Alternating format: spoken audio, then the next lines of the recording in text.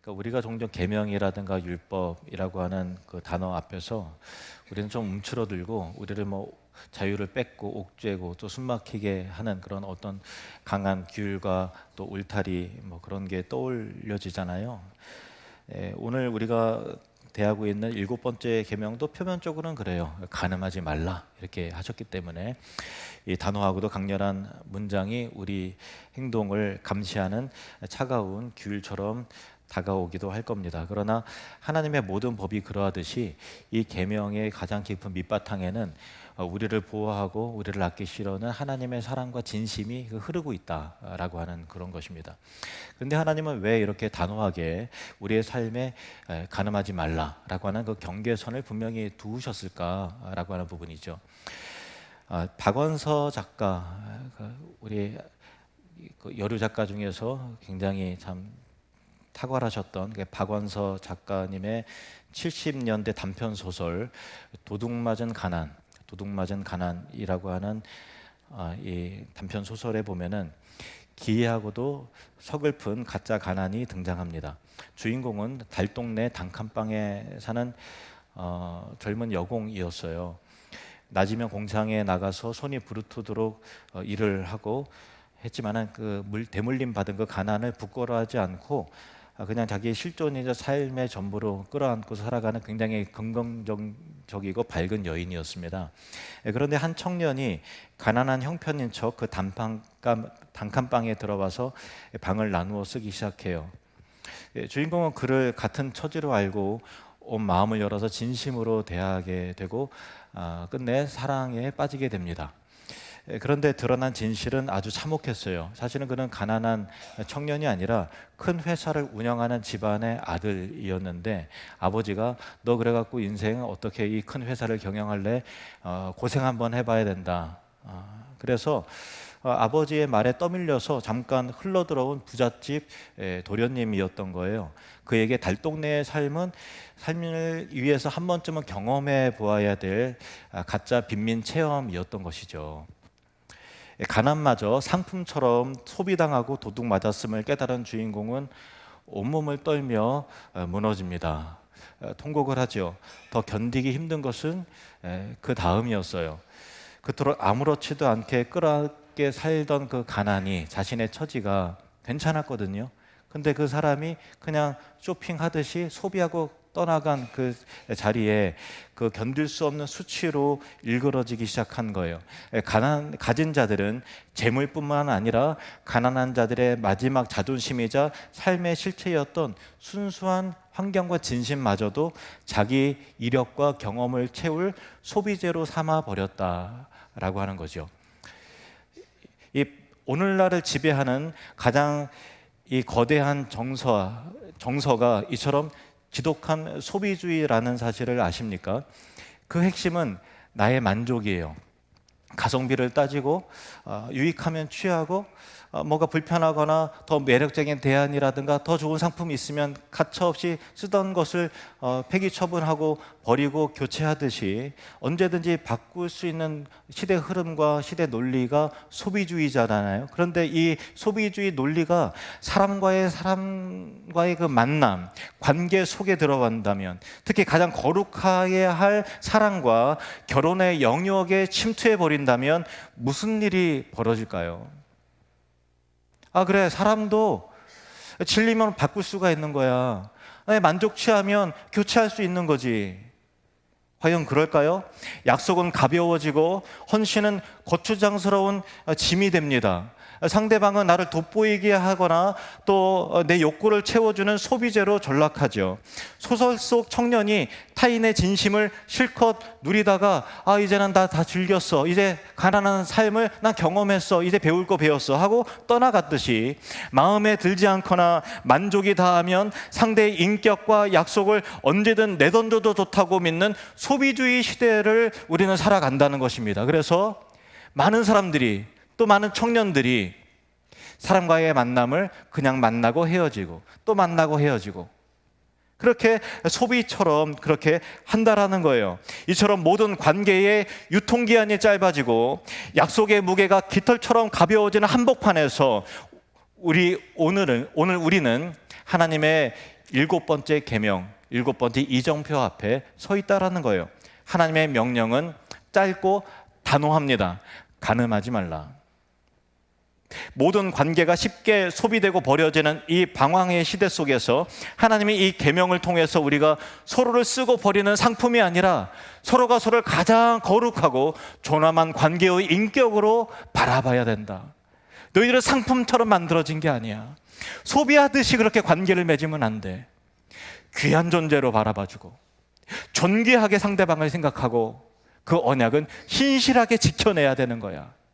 그래서 간음하지 말아야 돼 라는 말씀을 하고 계신다라는 거예요. 그 울타리, 간음하지 말라고 하는 그 울타리, 하나님께서는 무엇을 그토록 지키고자 하셨는지 이제 그 울타리 안으로 들어가 보기를 원합니다. 간음하지 말라는 이 계명 앞에 서면 우리 안에서는 여러 가지 마음이 엇갈리죠. 한편으로는 슬그머니 안심합니다. 그래, 나는 선을 넘은 적은 없어. 그러니까 가늠한 적이 없으니까 이 계명은 나한테는 떳떳하지. 다른 한쪽에서는 답답함이 고개를 듭니다. 이 구약의 계명이 오늘과 같은 이 자유로운 시대에 이 새로운 현대 문명에 무슨 힘이 있는가? 사람의 자유와 결정권을 억누르는 낡은 규율이 아닌가? 이렇게 말하는 거죠. 그런데 또 다른 한쪽에서는 차마 고개를 들지 못하죠. 얼굴이 화끈 달아오르면서 누구에게도 말하지 못한 지난날의 기억과 수치와 상처, 혼자만 끌어안고 있는 마음 깊은 곳에 어떤 생각이 떠올라서 간음하지 말라는 이 한마디가 자신을 겨누는 칼날처럼 박히거나 또한 상처가 떠올라지는 사람입니다. 그는 떳떳할 수도 없고 시큰둥할 수도 없고 그저 부끄럽고 두렵고 수치스럽습니다. 흥미로운 것은 이 마음들이 한 사람 안에 다 뒤섞여 있다는 사실이에요. 그리고 이 셋은 결국 같은 자리에 서 있습니다. 이 계명을 넘었느냐 아니냐. 눈에 보이는 행위의 문제로만 좁혀놓은 것이죠. 그러나 우리가 10계명을 지나오면서 끊임없이 확인한 진리가 무엇입니까? 하나님의 모든 율법의 뿌리는 자기 백성을 향한 불붙는 사랑이 그 안에 담겨져 있다는 사실이에요. 하나님께서 무언가 강하게 하지 말아야 된다라고 금지시킬 때는 그 금지선 안에, 그 울타리 안에 반드시 우리가 지켜야 될, 생명처럼 여겨야 될 거룩한 가치가 들어있다는 사실입니다. 박물관에 가면 정말 진귀하고 좋은, 정말 대단한 보물 주위에는 그냥 내놓지 않잖아요. 그래서 유리벽 안에다가 놓죠. 그리고 이 경보장치가 둘러쳐 있습니다. 관람객의 발걸음을 막으려는 것이 아니라 너무나 값진 것이기 때문에 그 보물을 훼손하지 않게 지키려는 것이죠. 그렇다면 이 단호한 울타리 안에서 하나님이 그토록 지키고자 하신 보물은 무엇일까요? 간음하지 말라라는 그 계명 안에 지켜야 될 그 보물은 과연 무엇일까요? 바로 두 사람이 맺는 언약이라는 것입니다. 성경은 남녀가 만나서 가정을 이루고 결혼하고 가정을 이루는 것은 단순한 법적 개혁이라든가 또 행정적인 절차나 또 감정의 교류 그 정도로 보지 않아요. 내 모든 것을 다해서 당신의 베개만 끝까지 신실하겠습니다 라고 하는 그 언약과 약속, 자신을 온전히 내어주는 일, 이것은 우리가 이 땅에서 우리가 현실 세계에서 누릴 수 있는 가장 친밀하고 가장 깊은 언약의 관계가 바로 부부이고 결혼이라는 것입니다. 하나님은 왜 이 부부의 연합을 이토록 엄격하게 안고 보호하실까요? 사도 바울은 그 놀라운 비밀을 이렇게 에베소서 5장에서 풀어냅니다. 31절 32절 말씀을 같이 읽죠. 시작. 그러므로 사람이 부모를 떠나 그의 아내와 합하여 그 둘이 한 육체가 될지니 이 비밀이 크도다. 나는 그리스도와 교회에 대하여 말하노라. 부부가 서로 사랑하고 끝까지 약속을 지켜내는 그 신실한 모습 안에 무엇이 담겨져 있다고요? 그리스도와 교회의 언약의 관계가 투영이 된다라는 거예요. 예수 그리스도께서 신부인 교회를 어떻게 사랑하고 끝까지 책임지시는지가 가정 안에서 투영되어야 나와야 된다라는 거예요. 그러므로 지상의 결혼은 장차 우리가 주님과 누리게 될 영원하고 완전한 연합을 이 세상 가운데, 우리 가운데 미리 펼치고 맛보는 영적 거울과 같다라는 것입니다. 그런데 사람의 변덕스러운 욕망과 자기중심의 이기심은 언제나 가장 소중한 것부터 무너뜨리려고 하잖아요. 가정을 흔들고 신뢰를 깨뜨리고 사람의 존엄에 상처를 입히는 거예요. 이 7계명은 그토록 깨어지기 쉬운 우리 삶의 가장 아름다운 것들 위에 하나님이 포기해 주신 이것만은 너희가 지켜야 돼, 이것만은 너희가 정말 소중하게 지켜야 돼 라고 보호해 주시는 보호의 손길이라는 것입니다. 예수님은 산상수훈에서 이 계명에 숨겨진 의미를 정말로 깊이 있게 완전히 드러내시는 것을 봐요. 마태복음 5장 27절 28절 말씀 함께 있습니다. 시작. 간음하지 말라 하였다는 것을 너희가 들었으나 나는 너희에게 이르노니 음욕을 품고 여자를 보는 자마다 마음에 이미 간음하였느니라. 난 간음 안 했는데 그것이 아니라, 이 말씀의 깊은 뜻은 음욕을 품고 남자나 여자나 보는 자마다 마음에 이미 간음했느니라. 이 예수님의 해석 앞에 서면 그 누구도 이 율법의 그물망을 빠져나올 수 없습니다. 아, 우리가 내가 간음한 자구나 라는 현실을 직시하게 되는 것이죠. 예수님은 죄의 기준을 외적인 행위, 내가 했다 안 했다라고 하는 보여지는 행위 중심이 아니라 동기가 시작되는 마음의 깊은 자리로 우리를 이끌어 가시는 거예요. 이 시대는 눈을 통해서 유혹하는 것들로 정말 가득하죠. 손 안에 있는 스마트폰 화면을 켜고 몇 번 클릭만 하면 말초신경을 자극하는 온갖 영상과 또 이미지들이 쏟아지는 거예요. 누구도 자유롭다고 큰소리치기 어려워요. 다 노출이 되어 있어요. 세상은 말하는 거예요. 보는 것은 너 자유지.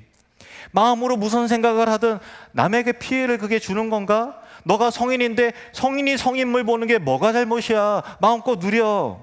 그러나 성경은 단호하게 노라고 말씀한다라는 거예요. 우리의 시선이 머무는 곳이 결국 우리의 영혼을 만들어가기 때문에 그런 거예요.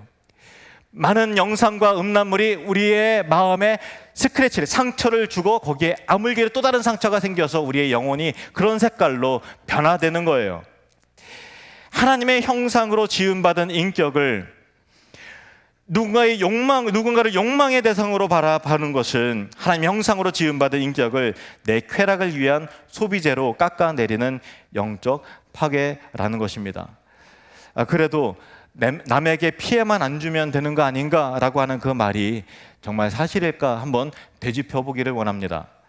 우리가 반드시 여기서 직시해야 될 진실이 있어요. 우리가 무심코 즐기는 화면과 그 영상 너머에 우리가 미처 보지 못한 한 사람의 인생이 담겨져 있는 거잖아요.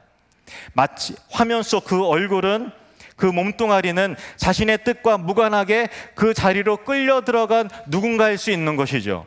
멀리 캄보디아나 미얀마 낯선 땅에 갇힌 채 빠져나오고 싶어도 못 나오는 그 절망 속에서 시키는 대로 할 수밖에 없는 몸과 영혼과 육체가 파괴되고 질밥히는 그 젊은이들의 이야기들을 우리는 심진치 않게 뉴스를 통해서 보게 되는 거예요. 돈이라는 미끼의 사람이 사람을 사고팔고 한 영혼과 인생의 존엄이 누군가의 쾌락을 위한, 돈을 위한 상품으로 거래가 되고 있는 이 시대 속에서 우리는 살아가고 있다라고 하는 사실인 겁니다. 그러니까 보는 것은 내 자유고 누구에게도 피해를 주지 않는다라는 말은 한편으로는 맞는 것 같지만 사실은 절반의 진실도 못 된다라고 하는 사실이에요. 나의 한순간의 호기심과 클릭 하나가 저 거래를 떡받치는 엄청난 수요가 되기 때문이죠.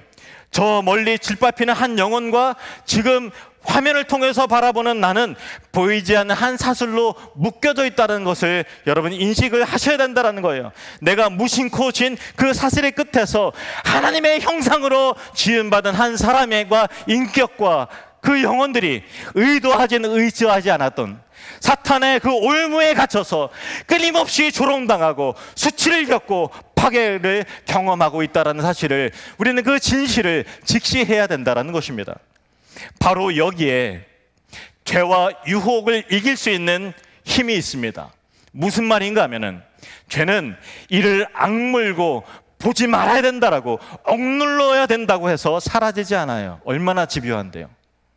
우리는 얼마나 약한데요. 손으로 뚝을 막는 데는 한계가 있어요.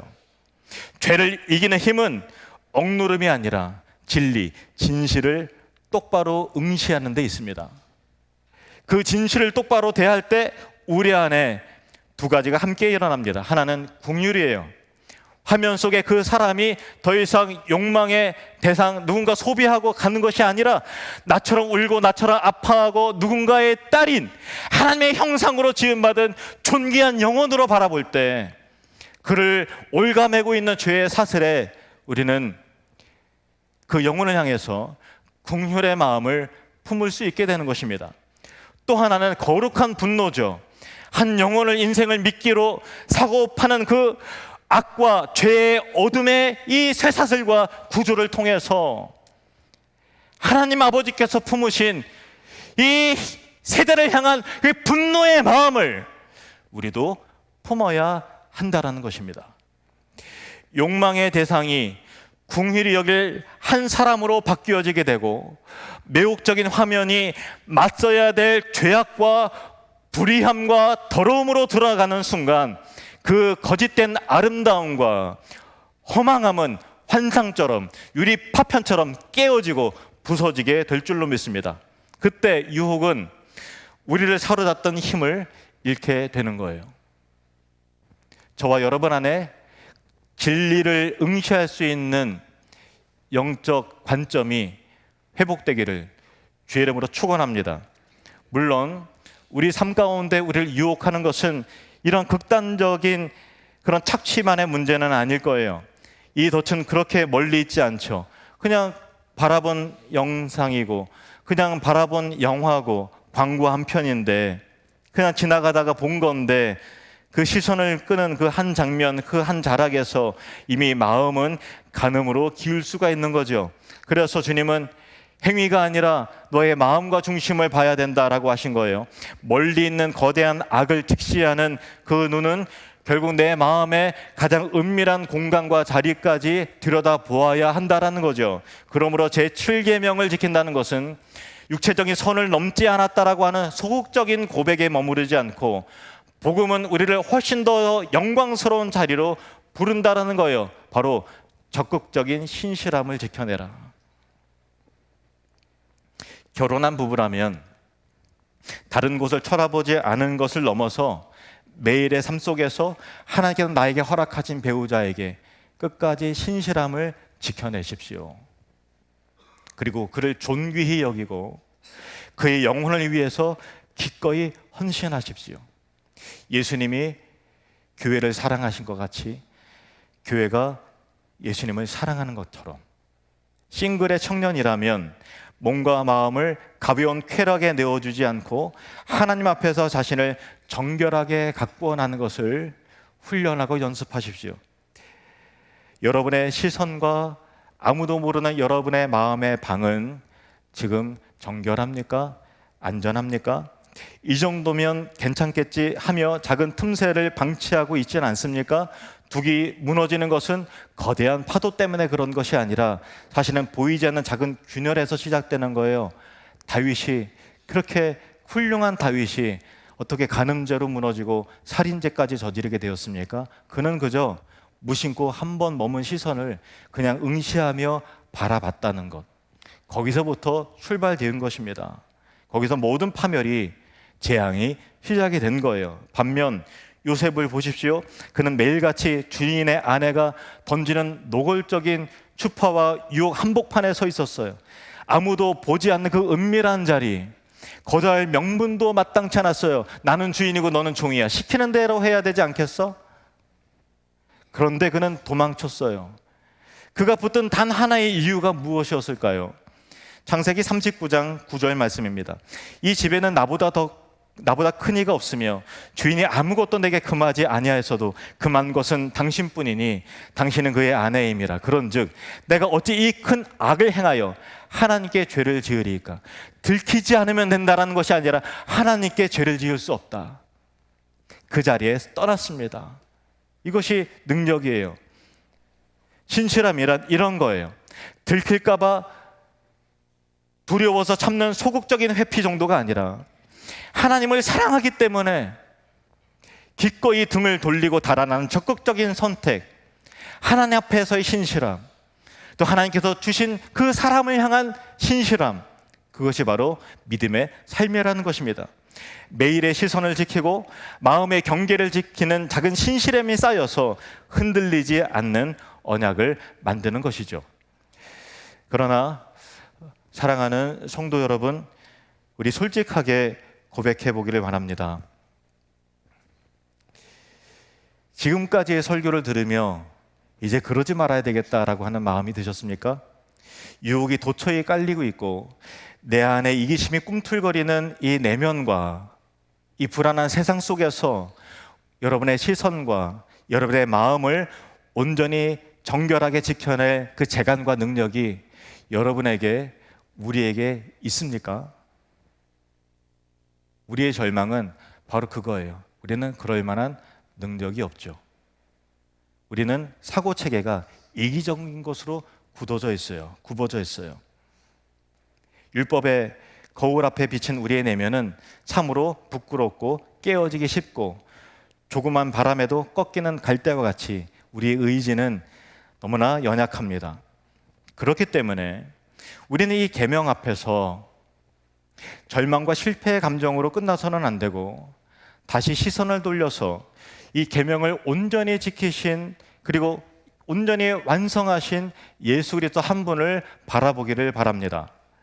구약 성경을 읽어보면 정말 가슴 아픈 비유가 종종 등장하게 되는데, 하나님은 이스라엘 향해서 너는 내 사랑하는 신부다 라면서 계속해서 언급하시는데, 그러면서 온갖 좋은 것을 아름답게 가꿔주시고 선물하시죠. 그러나 이스라엘은 끊임없이 가짜 우상과 가짜 신들을 향해서 신랑을 떠나서 바람을 피우는 거예요. 하나님은 이 배신을 아픈 말로 이렇게 표현하십니다. 예레미야 3장 20절. 그런데 이스라엘 족속아, 마치 아내가 그의 남편을 속이고 떠나감 같이 너희가 확실히 나를 속였느니라. 여호와의 말씀이니라. 성경은 하나님을 버리고 세상을 쫓는 것을 영적 간음이요 음란이라고 말씀하고 있다는 사실이에요. 그러니 제7계명은 부부 사이의 문제로만, 단순히 남녀 간의 문제로만 머무르지 않고 하나님과 나 사이의 언약을 묻는 가장 깊은 질문으로 우리를 데려가는 거죠. 여기서 처음에 나는 선을 넘은 적이 없는데 라면서 떳떳해하던 그 입술이 조용히 다물어지게 됩니다. 왜냐하면 하나님 앞에서 우리는 다 한결같이 가늠한 여인과 같습니다.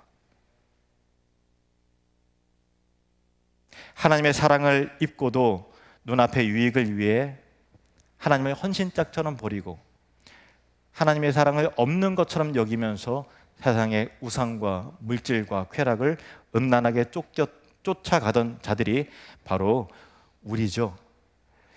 육체로 선을 넘지 않았어도 우리는 모두는 하나님을 두고 세상과 바람을 피우는 음란한 신부인 것입니다. 그런데 놀라운 사실이 하나 있어요. 신부가 끊임없이 외도하고 집을 나가 언약을 깨뜨리고 바람나고 간음하고 했어도 신랑 되신 하나님은 그 언약을 파기하지 않으신다 라는 메시지가 성경의 주요 내용입니다. 하나님은 이 신랑의 마음을 말로만 설명하지 않으셨고 한 사람의 인생 전체를 무대로 삼아서 그의 인생과 그의 마음과 몸을 직접 살아내게 하심으로 굵직한 메시지를 우리에게 던지고 계세요. 그 메시지를 담아서 우리에게 전한 선지자가 바로 호세아입니다. 하나님은 호세아 선지자에게 차마 입에 담기 어려운 참 이상한 명령을 내리세요. 3장 1절 말씀. 여호와께서 내게 이르시되 이스라엘 자손이 다른 신을 섬기고 건포도 과자를 즐길지라도 여호와가 그들을 사랑하나니 너는 또 가서 타인의 사랑을 받아 음녀가 된 그 여인을 사랑하라. 건포도 과자라는 것은 우상 앞에 바쳐진 당시의 제물이었는데요, 우상 숭배에 흠뻑 취한 백성의 모습을 그렇게 묘사하는 거예요. 그런 백성을 두고서 내가 그들을 그랬음에도 불구하고 여전히 사랑하고 있으니 호세아, 너는 너의 가정을 떠나서 이미 타인의 음부가 되고, 그래서 정말 황폐하게 된 그 여인, 시장에 매물로 나온 그 여인을 다시 데리고 와라. 돈을 주고 사와라 라는 거예요. 마치 소비하다가 수명이 다 되면 쓰레기통에 버리든지 당근마켓에서 팔잖아요. 그 여인도 타인의 음부가 됐는데 이제 즐길 거 다 즐겼다 이거예요. 그래서 매물로 남았어요. 당근마켓에서 사람이 올라왔다고요. 노예시장에 올라왔어요. 그래서 그 여인을 가서 제 값을 주고서 사와라. 호세아는 놀랍게 순종하죠. 2절 말씀 같이 읽겠습니다. 내가 은 15개와 보리 한 호매 반으로 나를 위하여 그를 사고, 그를 위해서 산 것이지만 호세아 자신을 위해서도 산 거예요. 이게 사랑이죠. 생각해 보세요. 자기 아내였던 여자를 값을 치르고 또 사야 되는 거예요. 노예 몸값을 흥정하듯이 은과 보리를 긁어 모아 떠나간 신부를 되사오는, 자기를 위해서 되사오는 이 신랑의 모습, 이것이 너를 위한 것이지만 또 나를 위한 것이야. 이것이 하나님이 호세아의 삶을 통째로 빌려서 보여주신 하나님의 마음이라는 거예요. 신실하지 못한 우리를 향해서 하나님은 끝까지 신실하셨어요. 그 집요한 사랑, 신실하신 사랑의 결정체가 바로 십자가입니다. 우리가 영적으로 간음해서 깨뜨린 모든 죄의 비참한 대가를 예수님께서 십자가에서 온몸의 찢김으로 대신 다 치르셨죠. 호세아가 은과 보리로 떠나간 신부를 도로 사왔듯이 주님은 자기 핏값으로 우리를 사서 다시 데려오시는 거예요. 십자가는 신실하지 못한 신부를 살리려서 자기의 생명을 통째로 내어주신 신랑의 사랑의 확증이라는 것입니다. 자, 이제 서론에서 언급됐던 그 소설 이야기를 다시 한번 떠올려 보길 원합니다. 세상은, 이 시대는 소비주의 시대 속에 살아가요. 소비에 너무 익숙한 나머지 한 인격과 사람과 만남과 그 대상을 소비하듯이 만났다가 실증나면 길에 버리죠.